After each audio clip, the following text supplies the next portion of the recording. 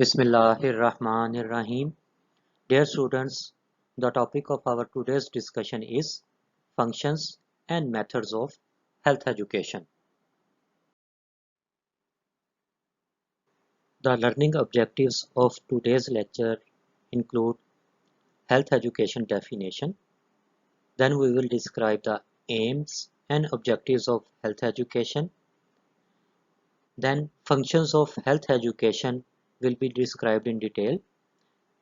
And finally, health communication methods will be described, and each method will be described in terms of its strengths and weaknesses or drawbacks.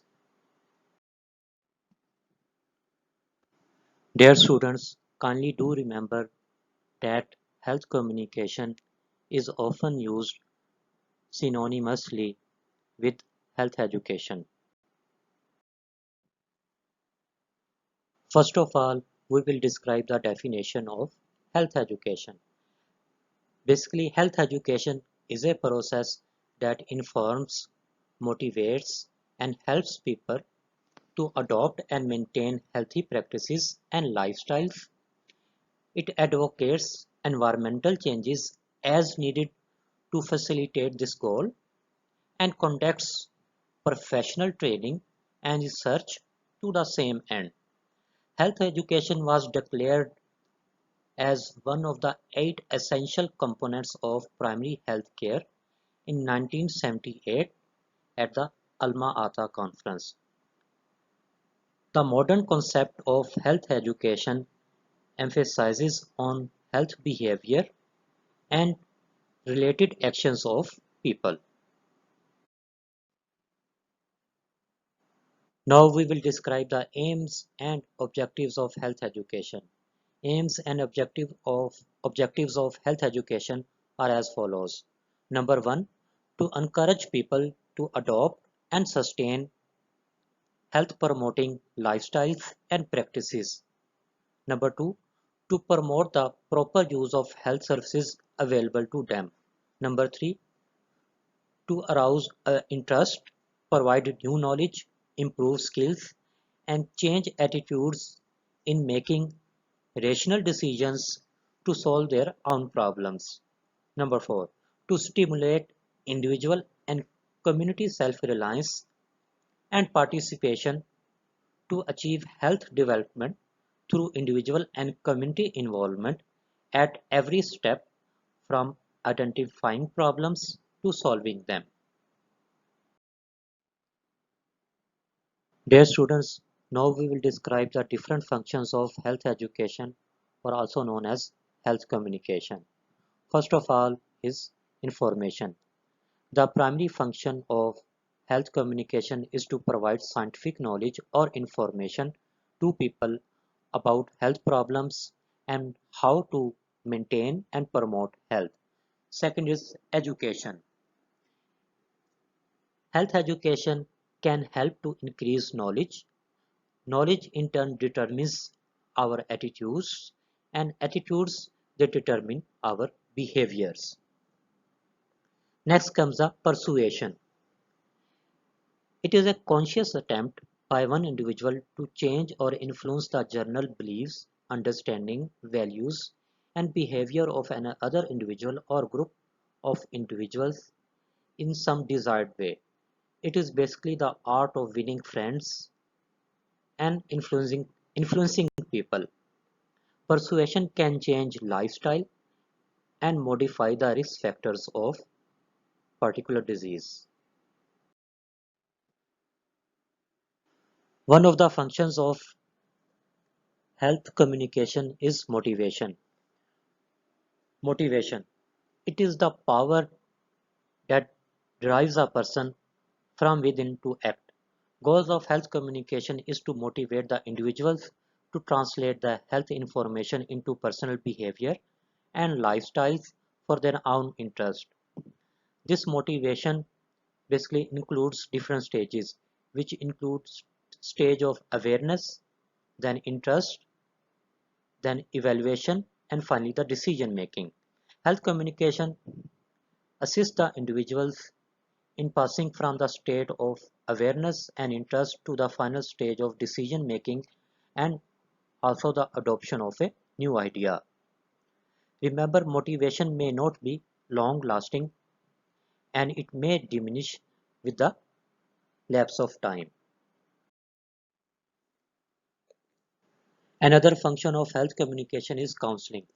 Counseling is a process that can help people understand better and deal with their problems and communicate better with those with whom they are emotionally involved.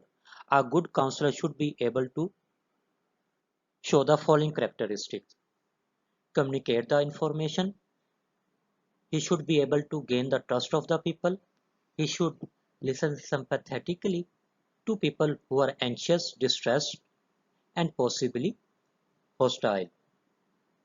A good counselor should understand other person's feelings and to respond them in such a way that the other person feels free to express his or her feelings.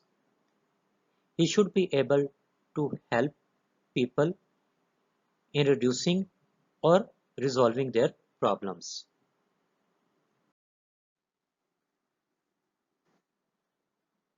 Raising morale.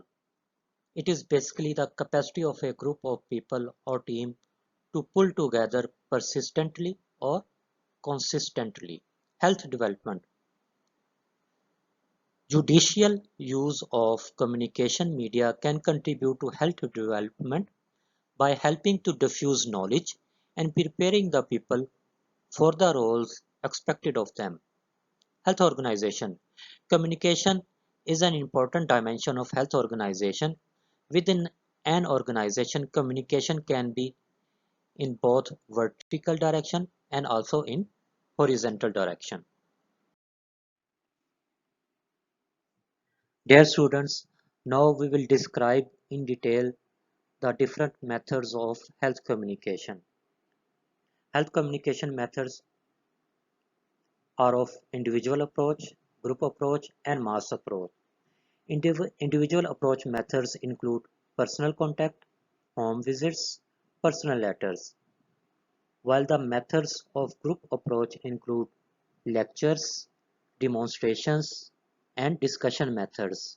And discussion methods can be of group discussion type, panel discussion, symposium, workshop, conferences, seminars, and role play. While in case of mass approach, the methods include television, radio, newspaper, printed material, direct mailing, posters, health museums and exhibitions, folk methods, and internet. Now we will describe these different methods in details in the coming slides. Now we will discuss the individual approach. Opportunities for individual health education, there are plenty. Individual approach basically may be given in personal interviews in the consultation room of a doctor or in the health center or in the homes of the people. Topics for counseling should be selected according to the relevance of the situation. Advantages of individual approach is that we can discuss, we can argue and persuade the individuals to change their behavior by encouraging them to ask questions in terms of their specific interests. However, there are few limitations too. One of the limitations is that we reach only small numbers and education is given only to those who come in contact with us. Dear students, now we will discuss the group approach of health communication methods. There are different methods and we will discuss each of them in detail. Group approach is basically an effective way of educating different kinds of community groups. The first method is chalk and talk, also known as lecture. Now the lecture may be defined as carefully prepared oral presentations of facts, organized thoughts, and ideas by a qualified person. Chalk describes the visual component. This method has important place in small group discussions where group should not be more than 30 and the talk should not exceed more than 15 to 20 minutes.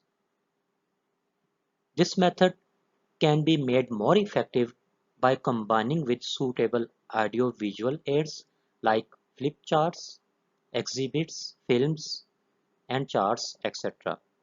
Disadvantages of this method include the minimal participation of students, as in case of lectures in the classroom, passive learning, comprehension of lecture varies from one student to another student, it does not stimulate thinking, and the health behavior of the listeners is not necessarily affected. Another method of group approach is demonstrations. Demonstrations are carefully prepared presentation to show how to perform a particular skill or procedure. Demonstrations got high motivational value. Clinical teachings in hospitals is basically based on demonstrations. Demonstrations bring desirable changes in behavior, upholds the principle of seeing is believing, and learning by doing. It stimulates the interest and persuades the participants to adopt recommended practices. Now we will discuss the group discussions. First of all, we will define what is group. Group is basically an aggregate of people interacting in face-to-face situation. Group discussion is very effective, especially when long-term compliance is needed. For example, cessation of smoking and obesity reduction. Group members should not be less than 6 and not more than 12, and they should all be in circles. Members in a group should listen to what others say, express their ideas clearly and concisely. They should not interrupt while others are speaking. They should accept criticism gracefully, and they should make relevant remarks and willing to help to reach conclusions. Dear students, these are the two diagrams. The above diagram is showing you a, an example of good group discussion because all the participants of this group discussion, they have equal chances of interacting with one another. While the bottom picture is showing you a bad group discussion. Why? Because in this, the group members number 1 and number 7, they are dominating the discussion and they are interacting more than the other participants. The limitations of group discussion include that shy members may not take part in the discussions. Some members may dominate the discussion and some may deviate from the subject and thus make the group discussions irrelevant or unprofitable. Dear students, panel discussion is quite important. In panel discussion, 4 to 8 qualified people, they discuss a given topic in front of the audience. Moderator or chairman introduces the topic briefly and then invites the panel members to present their views on a given topic. Success of the panel depends upon the chairman, how he keeps the discussion going and maintains the chain of thoughts. After the main aspects they have been explored, audience are invited to take part by asking questions. Symposium. A symposium is a series of speeches on a selected subject. Each expert person briefly presents one aspect of the subject briefly, but There is no discussion among the symposium members like in panel discussion. In the end, audience may raise questions and the chairman closes the session by delivering comprehensive summary speech. Dear students, now we will discuss the workshop. Workshop consists of a series of meetings, usually three or four, with emphasis on individual work within a group, with the help of consultants or resource personnel. Participants may be divided into small groups, and each individual within a group solves some part of a problem with the help of consultants, contributes to group work and discussions, and then leaves the workshop with a plan of action on the problem. Workshop provides opportunities to each participant to improve abilities as a professional worker. Role playing. Role playing is based on the assumption that many values in the society cannot be expressed in words and can be communicated more effectively if dramatized by the group. Audience pays attention to the drama and express their views once they are invited at the end to discuss. Role playing is a especially useful educational device for school children. Conferences and seminars. These constitute a large component of commercialized continuing education, usually held on a regional, state, or national level. They range from one's half day to 1 week in length and cover a single topic in length or be broadly comprehensive. Dear students, now in the health communication methods, we will discuss the mass approach. Mass media, they are basically the one way of communication. Mass media include television, radio, internet, newspapers, printed material, direct mailing, posters, billboards and signs, health museums and exhibitions, and folk media. This slide is showing you the major features of mass media approaches, that is TV, radio and newspaper, and personal communication, that is interpersonal and the group methods. Mass media basically reaches the widest population, it gets the public attention, it gives greater support for concentrated programs such as those for a week or month, and mass media approach is more effective among those with above average educational level. While the personal communication capitalizes on warmth and understanding and knowledge of communication, it provides the opportunity for involvement for asking questions, expressing fears, and learning more.